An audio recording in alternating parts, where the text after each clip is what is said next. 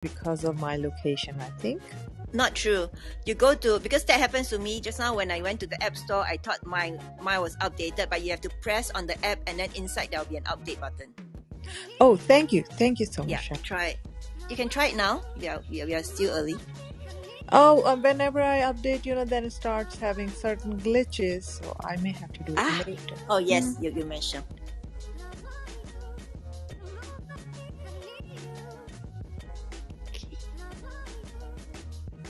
Okay. Hi everybody. It's what day? Tuesday. Tuesday, 1:00 for me at night. 4 p.m. for me in Tokyo. It's a rainy day. Oh, it's evening for you, Cheryl. 4 p.m. Late afternoon. Yeah. Late afternoon. Yes. Good afternoon from India, 12:30 afternoon. Hi, Sadamini. Hi, Cheryl. Hi, Iram. My God, you're up late, Iram. I fell asleep at 8 and now I'm up. You guys are affecting my sleep cycle. How is Ellen enjoying Stockholm? I think she enjoys it. Yeah, she's on stage. The speakers and myself, a couple of the speakers, and Ellen joined us for dinner afterwards. So she said she thought it was nice. That's But nice. she brought Sid to the event. Aslak was also there. Swedbliss was there. Yeah, it was cool. Yep. But how come she's not speaking? Ellen, you're on stage. Yeah, I thought that it was a good question. Yep. Maybe she lost her voice too. We were like, it was loud. Were you guys singing or something? Or yelling at each other? Yeah, you had to yell at each other because the room was like full of people talking really loud. And they don't wear masks, I realize. Yeah. Do they have to test negative to go in? Nope. Oh. And it was about. Oh, it's Sweden.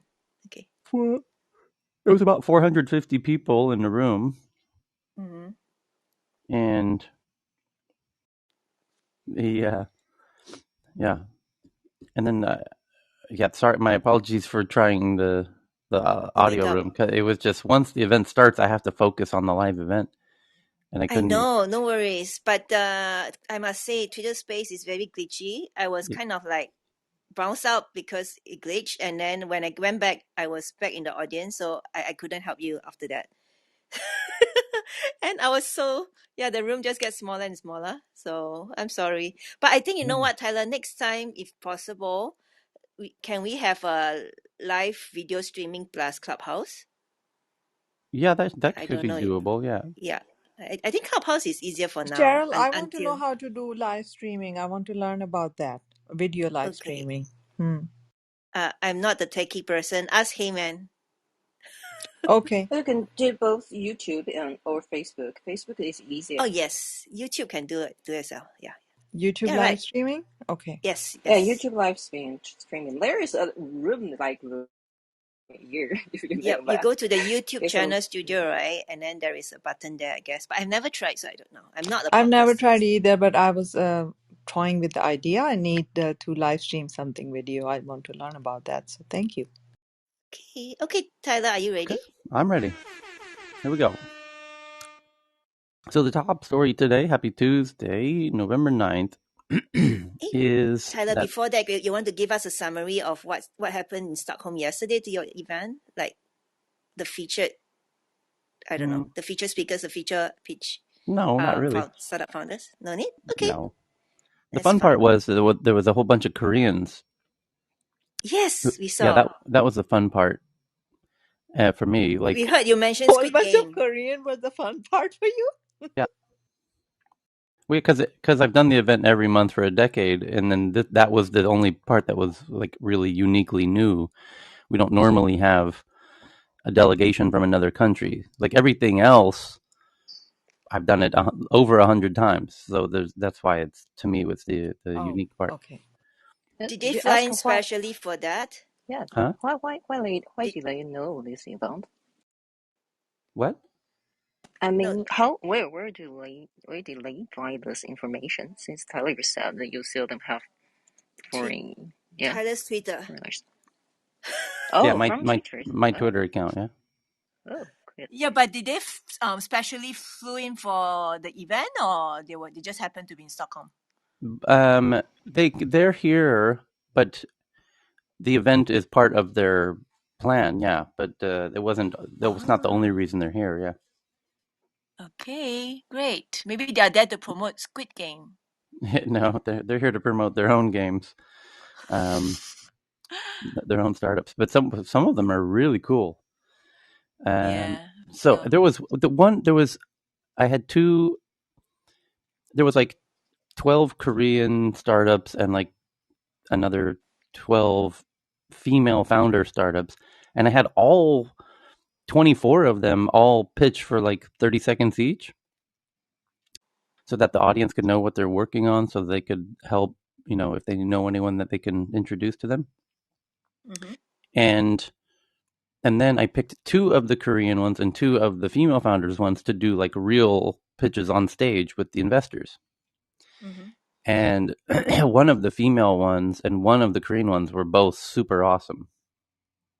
Mm. And especially, I think the female one, she has this solution for testing. You can take blood or urine or saliva and put it in this little machine and test it for basically every type of bacterial or viral or protein Mm. related illness. And the machine's like the size of like I don't know, what's it, like the size of like a large shoebox or something. Mm. And the reason this was so cool was because one of the special guest investors on stage is the CEO and founder of like the largest new telemedicine company here in Northern Europe. And he's one of my closest friends, so I knew he would like it. But like watching him like it, and the way he was asking her questions, and yeah, she might get some money, and they could do a partnership. And if they do, because if he's doing telemedicine, where it's this super crazy popular app that people use instead of going to a doctor's office, and if they could now have a way to do all of the testing and everything without having to go to hospitals, and they could just go to like a little. He's setting up these little local labs everywhere. I mean, little offices or clinics. These little, and he's setting them up like in shopping malls, even. So these little micro clinics, and if you could go to your local shopping mall and do your blood testing, whatever anyway, it was really interesting. So, and it was Sounded kind of, like something Dr. Danish will be interested into. I yeah, was exactly, thinking yeah, about the And same thing. Maybe they can partner up. It will be the whole thing. yeah. well, Yeah. I'm really interested in this. If there's any public information that Yeah, What's let the me. company name? I'll get the company name in 2 minutes here. Hold on. Yeah, if you can pin it up, that'd be Yeah, perfect. I'm Yeah. gonna find the Tell us website. the Hold on. name. Um, give me And 30 seconds. also, someone was asking about one of the Korean team. What is their name as well? I forgot. It was What is the called company? Espresso Media. The Yeah. Espresso Media was one of the Korean ones, and they take images that are of very poor quality and blurry, and make them look like Instagram photos instantly. So normally you would, and they use a bunch of smart AIs and machine learning to do it, and they show examples of really blurry photos with of a satellite photo of an airplane, and you can barely tell it's an airplane, let alone read the text on the side of the airplane. And then they fix the image, and now you can read what company it is on the side of the airplane. And it's how they took the really bad quality and fixed it like that is really an impressive demonstration. The medical one was called Vidum. It's spelled VIDEM, Mm-hmm. and VIDEM. and the website is videm.se for Sweden. Mm. And if you go to the web page and you scroll down just a bit, you'll see the device. It runs all the blood tests?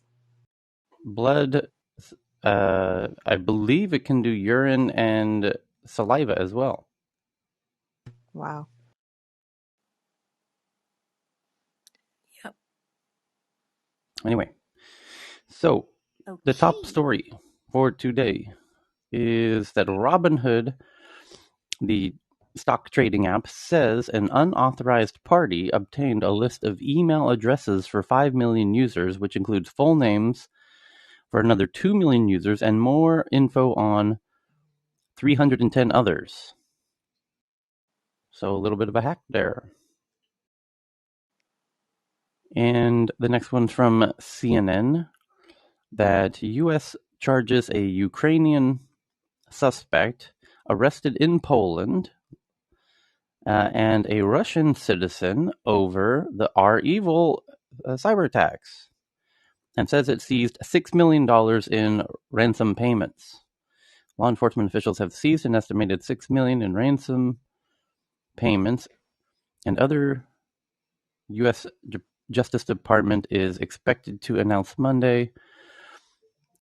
This threat is not imminent. It is upon us. Cyber attacks. Stations, food and fuel supplier.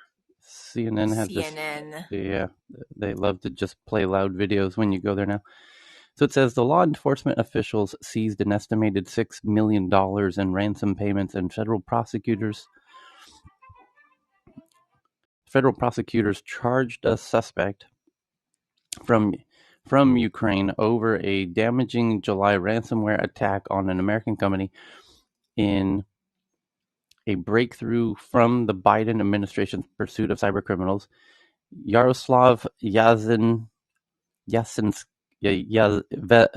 Jesus Yaroslav Vasinsky, who's a Ukrainian national who was arrested in Poland last month, is accused of deploying ransomware known as REvil, which has been used in hacks that have cost U.S. firms millions of dollars.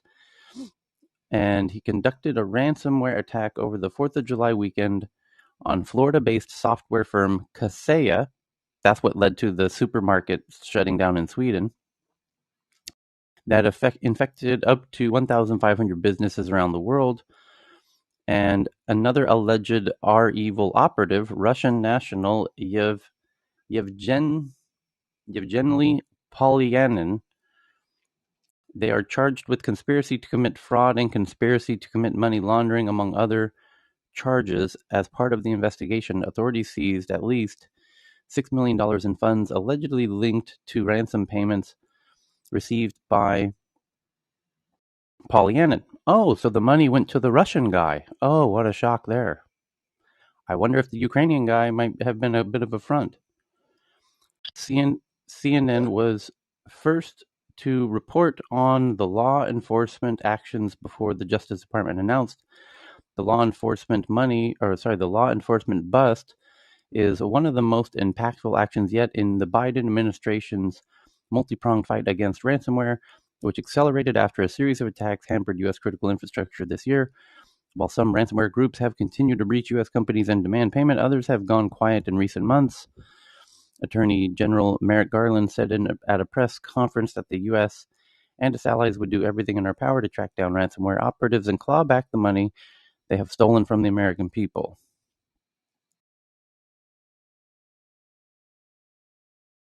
Hey, Tyler, you said Yes, this hack shut down a Swedish supermarket.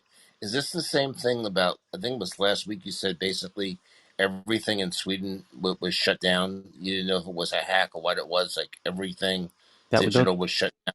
right. Johan reported about 5 days ago that the Swedish banks you were not able to use kind of the digital nature of digital banks, Swedish banks, but I believe that got resolved rather quickly. Oh, they don't know what caused that though? I have not heard anything about it. It Well, didn't. I didn't notice anything. Yeah, I think it got fixed within very quickly. There were headlines written about it. He sent us the links, and he noticed the problem first, and then he found the news, and then, but nobody here is talking about it. So I think they got it fixed very quickly, like within a few hours. I wonder. I mean, this is a good thing that, assuming these people are guilty, that they get caught. But I wonder if this doesn't just push Russian hackers out of other countries back into the motherland, where they can, you know, act Hide. unabated. Yeah, but that was the whole point, because Biden met with Putin in person in Geneva. When was that? July or something, August, and told him, if we get attacks from people in your country on our critical infrastructure, we're going to treat that as, kind of like a very serious offense, kind of like provoking, where we can retaliate and attack your oil pipelines. We will literally bomb your oil pipelines. And so your move, what do you want to do? And so the Russians went over to Ukraine, as I said they would do, as we now have absolute proof they have done, that we actually have names now. And interesting that the article talks about a Ukrainian and a Russian, and then it turns out that the Russian's the one with all the money. Wow, what a shock. So and I said they would have to do that. And of course, anyone with half a brain knows at the end of that meeting, Putin calls up his hacker friends and says, "Hey, everybody, you got to move to Ukraine now, because I have to have plausible deniability that you're not operating from within Russia. Because if you're operating from within Russian soil, I have to take responsibility for it, and Uncle Joe's going to come bomb our oil pipelines in retaliation." So moving back, I don't think is an option. You're right. I think they're might go to Moldova, to be honest with you, because in Moldova there's no extradition treaty um, like there is in Ukraine. So, I mean, they Yeah, could, that's the right way to think about it. Where are the expedition right. treaties outside? So, So this might be anecdotal, but apparently the Phoenix Sky Harbor Airport canceled, numerous flights today or yesterday due to power outages. I believe it was just a couple of airlines, and it very well could have been a power outage, or it could have been something else. But as soon as I heard that, I went toward the something else, because as we've talked about before, it's not only food, water, energy, it's transportation, it's infrastructure systems, and so I just found it to be sorry, I'm on the side of the road. I found it to be a bit curious. okay. So we can go on to the next one. I'm just scanning the tweets. So there's a tweet from, it says the U.S. charged a Russian national who breached TSM Consulting in August 2019 and then deployed REvil on the network of 20 Texas government agencies. He's still at large. FBI wanted poster below. Let me tweet that one out to the Twitter account.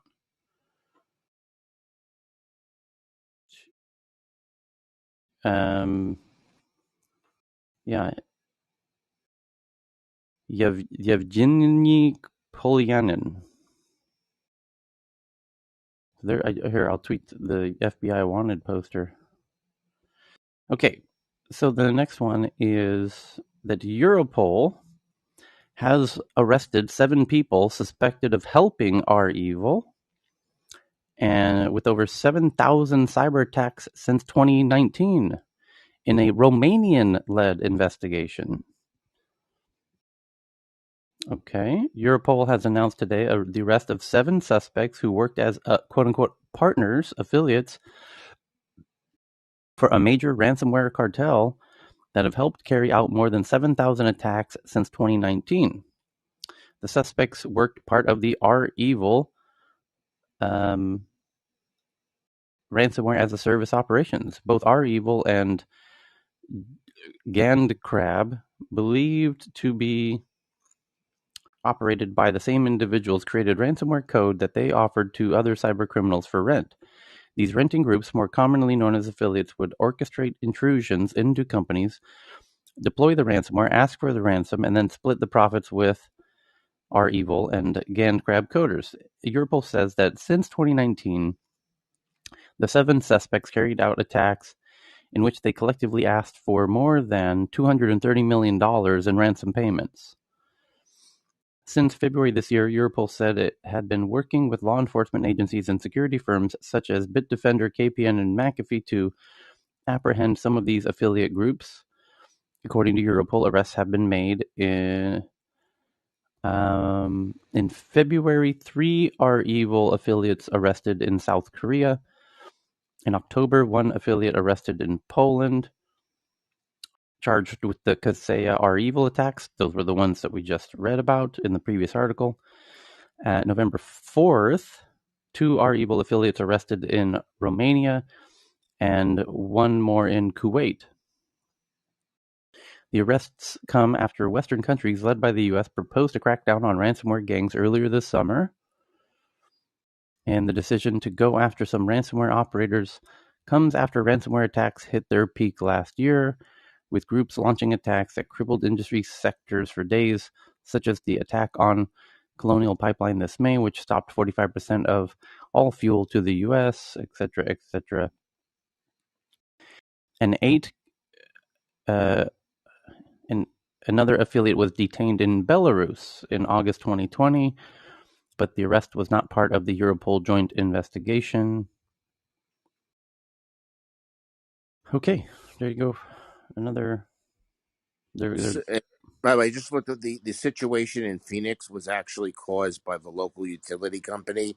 They were on site doing maintenance, and obviously they did something wrong or they cut something, and so that's why the power went out. But they were there working, and it's their work that caused the power to go out. So it's not a hack. Thank you for that, Ken. So the next one is that Niantic, which is the makers of Pokemon Go, launches something very new called Lightship, a platform to build real-world metaverse, augmented reality in iOS and Android apps. So it's coming to both iPhones and Android phones, and commits $20 million to fund companies building AR apps. And boy, is the race officially on for the metaverse between Niantic. This is clear. I mean, they were pushing it forward anyways. So is Snapchat. But ever since Facebook, with their massive rebranding to Meta and, all the money and momentum they're putting behind that, it's really forcing people to either put up or shut up. And Niantic, the makers of Pokemon Go, and Snapchat are both, and Microsoft are clearly all stepping up their game in recent days. A platform to build metaverse called Lightship. So there's a complete alternative to Facebook's. You now have, in terms of platforms where you can build real metaverse, experiences for iOS and Android, you've got Unity, you've got Unreal, and now Pokemon Go launches their own platform called Lightship. The next one from the Washington Post says ex-Israeli soldiers say the country built a Facebook for Palestinians over the last 2 years to monitor Palestinians through facial recognition tech. And again, this is journalists learning about how something this surprises nobody from the technology space or anybody who's ever spent any time in Israel. This is no surprise to anybody. It's of no surprise to Palestinians either. I would wager very heavily that you cannot find a Palestinian who didn't already know this was happening. So anyway, that is true. I can attest to that. So Israel escalates surveillance of Palestinians with facial recognition program in West Bank. Yeah, I bet that's been going for a better part of a decade. Um, I imagine that the stuff. For those who don't know, Israel is a absolute world leader in tech, especially surveillance type tech, if you want to call it security tech, anything related to securing Israel. They have the most cutting edge stuff on the planet. And They where is NSO Group based, and what did they likely come out of? Right. Well, I mean, just the amount of brain power that they deploy towards security, and they're going to mention that they have rockets launched at them regularly, which everyone knows about that. The amount of technology that they utilize is beyond impressive. I mean, as from a geek perspective, the the stuff that Israel has internally is cutting edge stuff that the rest of the world won't learn about still. They're just ahead. And the really cutting, this is now publicly known. Oh, you're using facial recognition? Give me a break. Lunch rooms in the UK are using facial recognitions on students. This is like becoming old Amazon, technology at this point. The stuff that Amazon is they doing this in their stores. the latest the stuff that they're doing now, they're doing crazy stuff where they can shine a laser at a light bulb in somebody's house and hear what they're saying by how the inner filaments of the light bulb moves. They can translate the movement of the light bulb into an audio signal.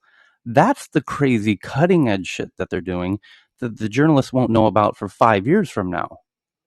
They're doing like truly, they likely, not only can they get into every single phone easily, we know that now through NSO Group, any single cell phone that they want to. By the way, who do you think controls the cell phone towers in Palestine? You don't think they're using those to do surveillance of some kinds? So they can get into every conversation on every device, and not even on devices. Inside of, you don't think the Palestinians know that all their phones are hacked? They know all of their phones have been hacked for a decade. They know they've had facial recognition for a decade. So an article like this is like, who are you? Where have you been? Everyone knows that that was there. What's more interesting is the really like almost sci-fi, really cutting edge tech of like it's in a unique category of like science fiction tech of how they can you know do surveillance on a level that the rest of the world doesn't even know exists yet. And you're reporting on stuff that's happening in lunchrooms in the United Kingdom or on the Russian metro system. Like the entire Moscow population is using facial recognition to ride the subways. Of course, Israel's using that on Palestine. Like, I mean, if you thought otherwise, you are just completely not following the script. So So, what's the agenda behind this article coming out? Greg, thank you, Ellie. And that is, what kind of separates our clever group from others, which is, so why is this article coming out today? Because this isn't news, so why are you reporting it? Yeah, that is the right question on this article. So Maybe let's see. because NSO was in the news last week with restrictions from the US government. That makes it kind of hot and people are aware of it. So any news about it becomes news. So, well, here's the funny thing is the headline, and I think Cheryl can pin it to the top of the room if she hasn't already. It says Israel escalates surveillance of Palestinians with facial recognition program in the West Bank. Right. And then the next thing you see in this article is a photo of it says a Palestinian man stands next to surveillance cameras placed on a roof by the Israeli army in the West Bank in the city of Hebron on October 13th. And they show this Palestinian guy wearing a soccer jersey that says Palestine on the back, and he's standing next to surveillance cameras. You don't think that Palestinian guy standing next to those surveillance cameras knows that what those cameras are doing?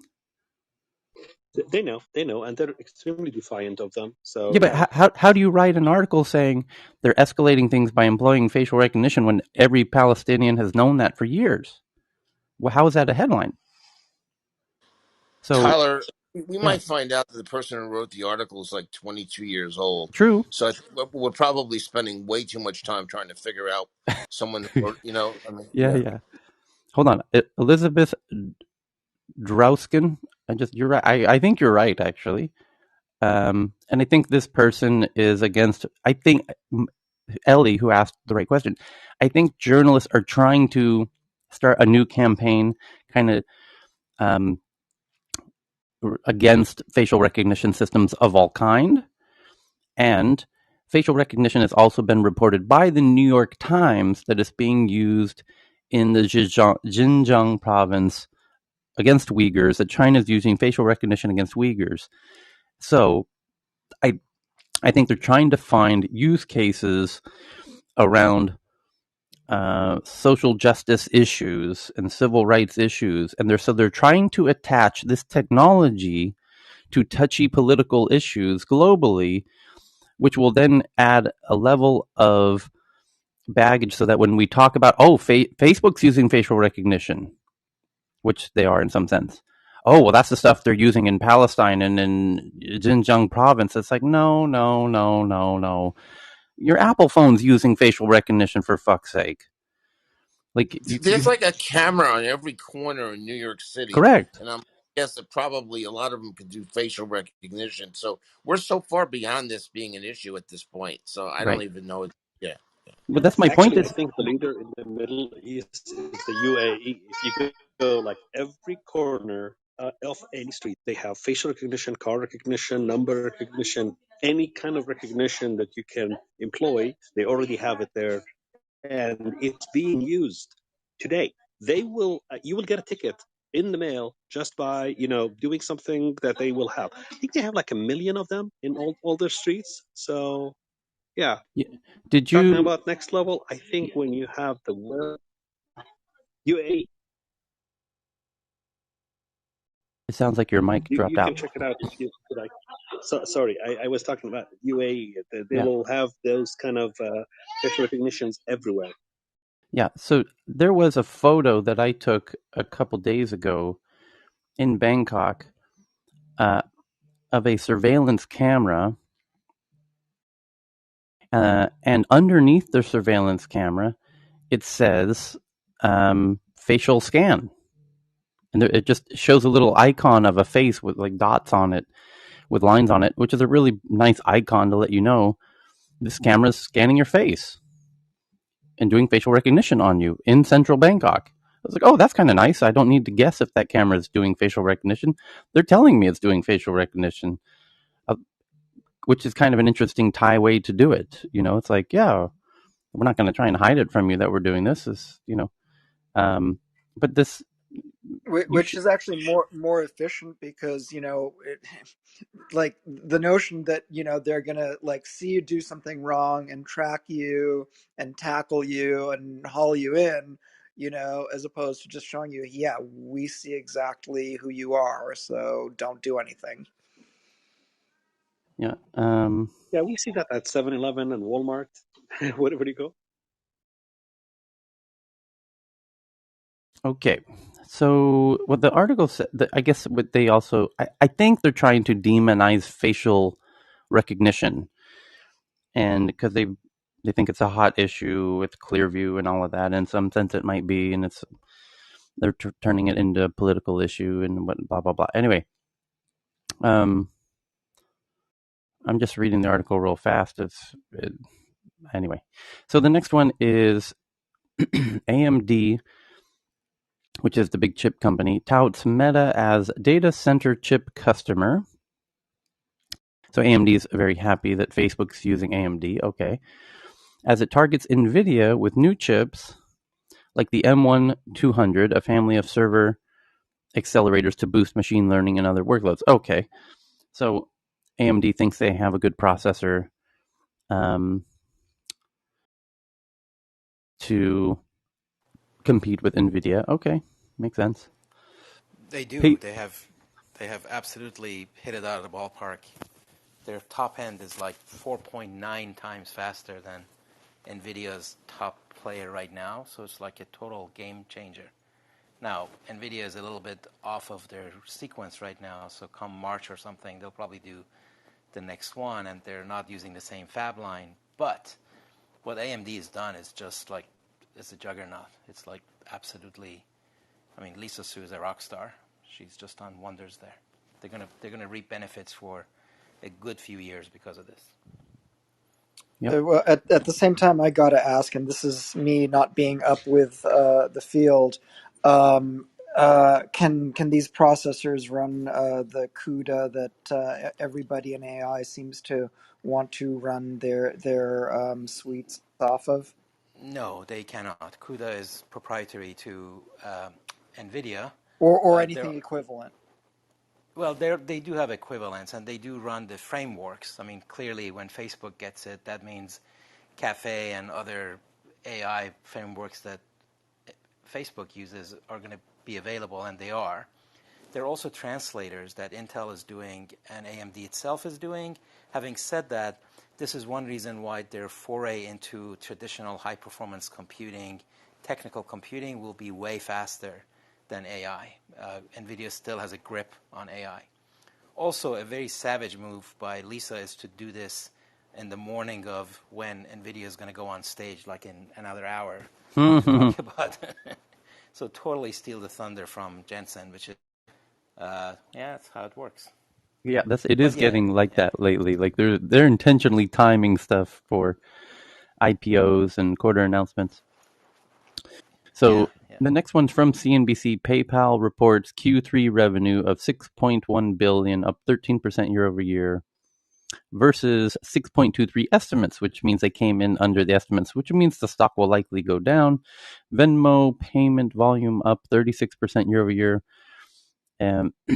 But make no mistake, PayPal's not going to lay down and roll over and die like a big old company. They're still in it and acquiring startups and competing and innovating, and it's impressive to watch an old legacy company that would normally kind of roll over and die.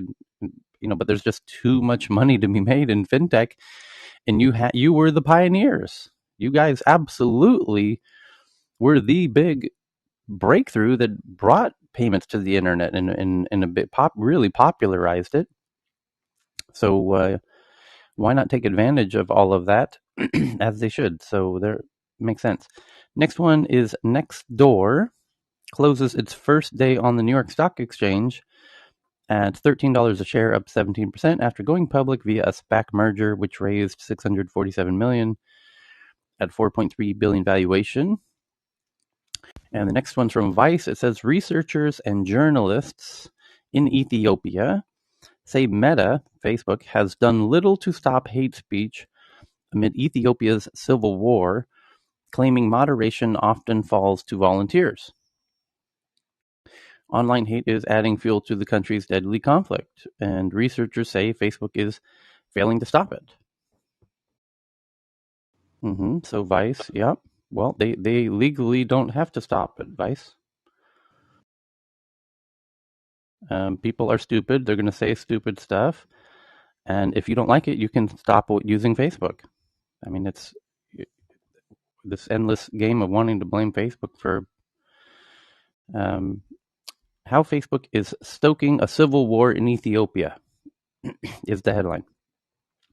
Yes, here we are. Messi is here. Don't mess Messy, around with her. messy. This civil war that you're having, what is this civil war all about? Is Mark Zuckerberg attacking Ethiopia? Is that what's happening? I don't think it's that simple, Tyler. Oh, really? Well, because I'm reading Vice here, and Vice headline is how Facebook is stoking a civil war in Ethiopia.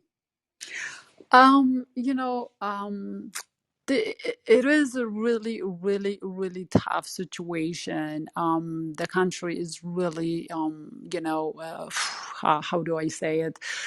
a lot of foreigners living, Americans is saying living. My husband is an American. All our family, my sisters, and everybody is really worried, calling us every day.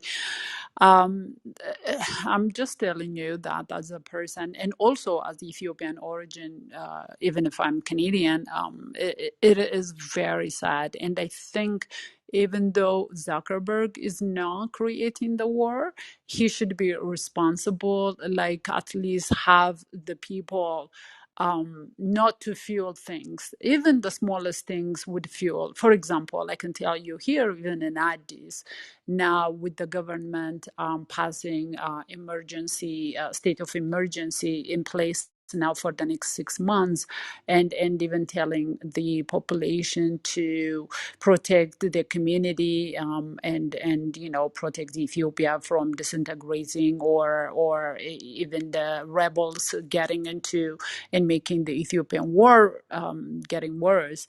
That we don't need something like Facebook fueling, uh, putting a fuel in the fire. That's Mm-hmm. how I would say it. So it doesn't really matter. People are searching, for example, house to house. It's allowed. The government is allowing and trying to trying to protect people. So there is now officially where the police can come into the house. Even a friend of mine has been house searching for guns and other things.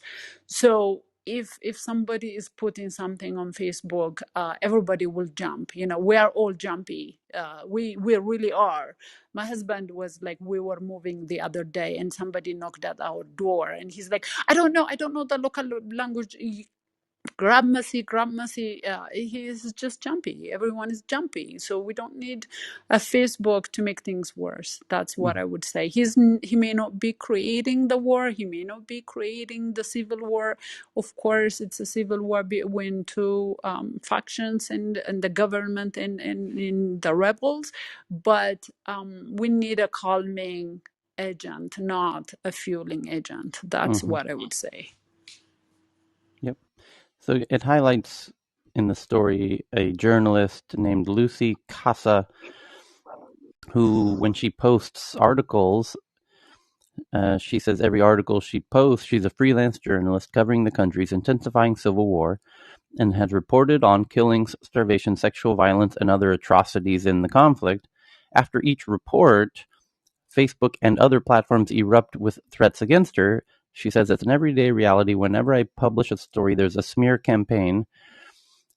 The content is hate speech, it's defamation, its aim is to bully me and stop me from investigating and harass and threaten me. Okay, well, don't allow comments to your articles.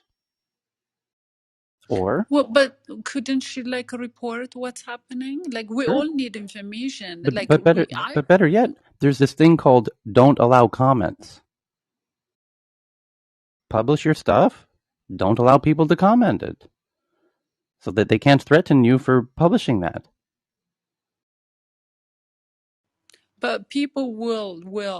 This is a problem, right? Like you said, everybody has access to social media. So whether it's true or not, some people, because people are taking sides sometimes, and there will be some supporters of one side or the other, then she will be attacked, even if she's just reporting the report or something like that. So, and we all need information. Like I need information to know what's happening on the ground.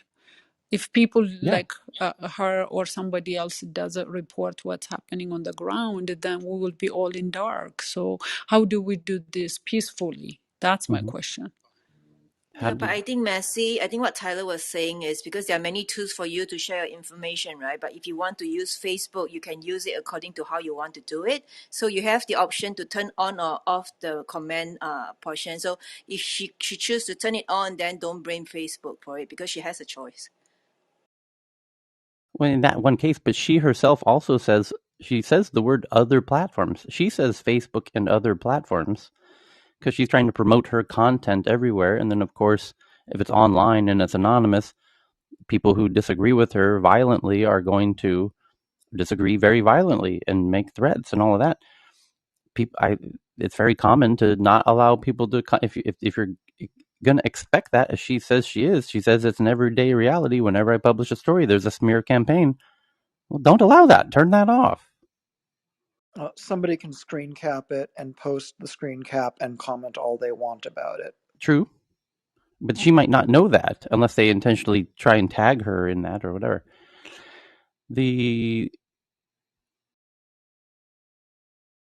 I don't want to totally give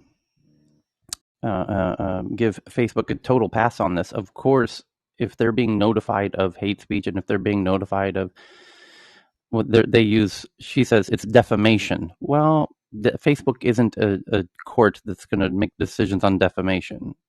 If it's hate speech, Facebook has their policies. And if something violates their policies, then they should be held to enforce their policies. If something, as this journalist says, the content is hate speech, it's defamation. Defamation, I don't know that that's even against Facebook's policies, by the way. So you might want to think about using a different platform, perhaps. So hate speech, that's going to be up to the judge as well on Facebook's policies, and what one person thinks might be hate speech, Facebook themselves might not agree. And it's, again, if it happens repeatedly, maybe think about a different platform. So all these things are opt-in at the end of the day. Having said that, if Facebook really should enforce their policies, and that would be an interesting article. I think that would be the right way to cover this article is Facebook isn't enforcing their policies in Ethiopia.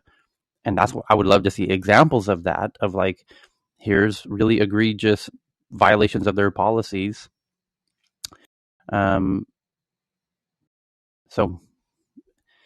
Well, for example, I think they took down the prime minister's speech a few days ago, or something like that, by saying that it stokes violence or something like that. mhm. And they did take down his speech, but there are other speeches like that that they didn't take down. Yeah, So it says, that's the concern, that when people are posting something, first of all, it's not true, and then second, it may fuel like the mhm. ethnicity, fuel the kind of civil war, that they are not quick enough, or they don't have the context on the ground, and they don't have the people, the dedicated people that actually is going to be helpful in calming down and in bringing peace into the Ethiopia. I think that's part of the problem that we all complain about.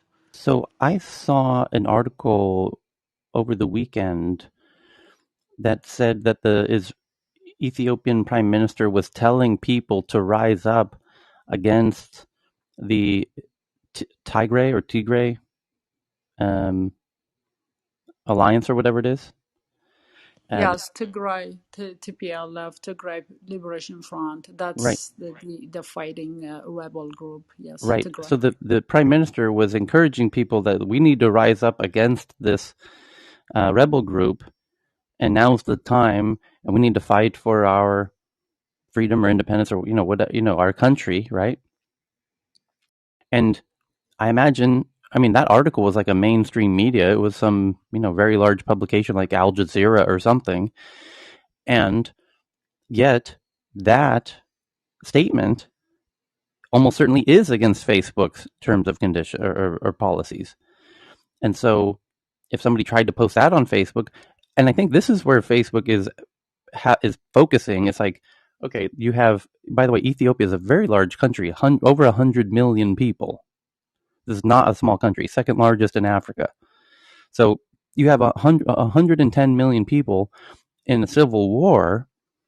Any moderation you do on either side is going to be met with extreme reaction. There's no pleasing anybody in any of this. And if the prime minister is calling for people to pick up arms against, and that's a provocation of violence, which is almost assuredly violates their conditions, they're going to remove that. And now you just pissed off a whole bunch of people by silencing a prime minister.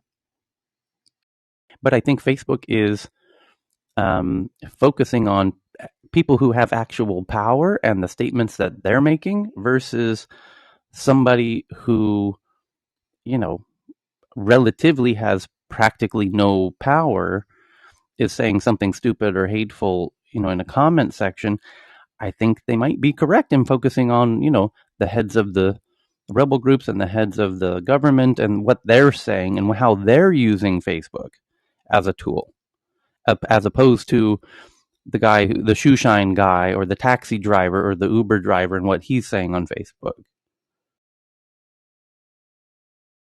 Out of 100 million people.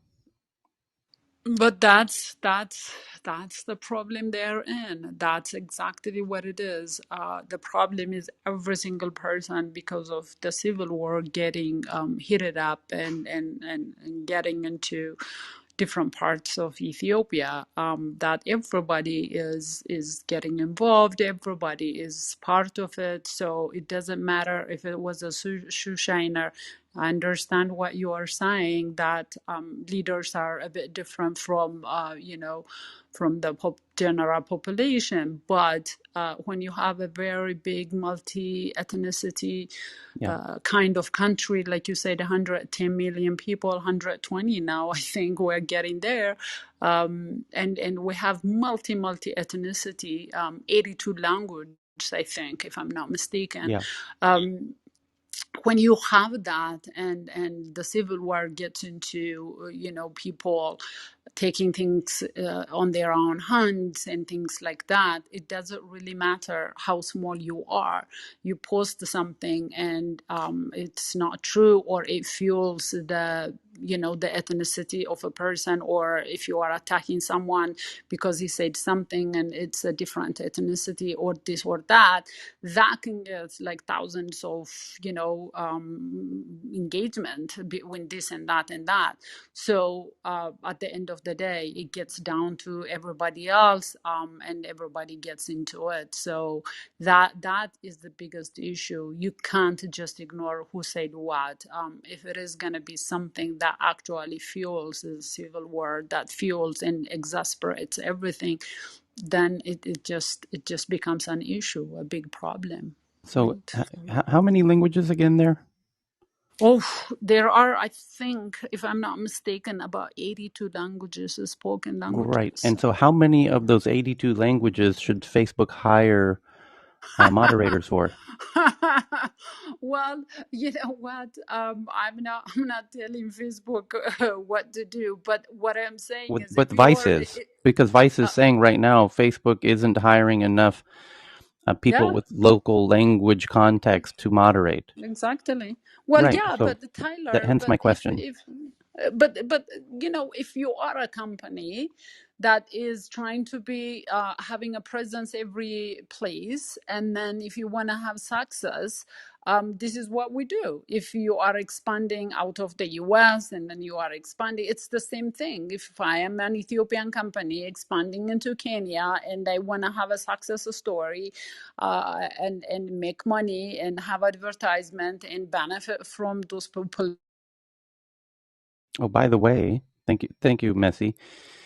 This article from Vice on the Ethiopian Civil War, halfway through the article says, Facebook's internal documents have highlighted the limits of its moderation technology, with a 2021 report stating that the company may take as little as 3 to 5% of hate speech from the platform, which, if you follow us in tech news every day, you understand that's completely bogus. That's a complete distortion of the facts. And shame on you, Vice. Either A, you're shady or stupid. You are either intentionally trying to spread misinformation, or you're totally stupid and you actually didn't understand what everyone else understood, which is there was your friends at, what was it, the Wall Street Journal, wrote a headline that you link to right now when you make that sentence in your Vice article that says Facebook, the headline says Facebook AI, artificial intelligence, removes 3 to 5% of hate speech. And you assume that means they only remove 3 to 5% of hate speech. And you're saying that in your Vice piece right now. You say that the report says that the company may take action on as little as 3 to 5% of hate on the platform. Oh, wait. Oh, I'm not even in the room.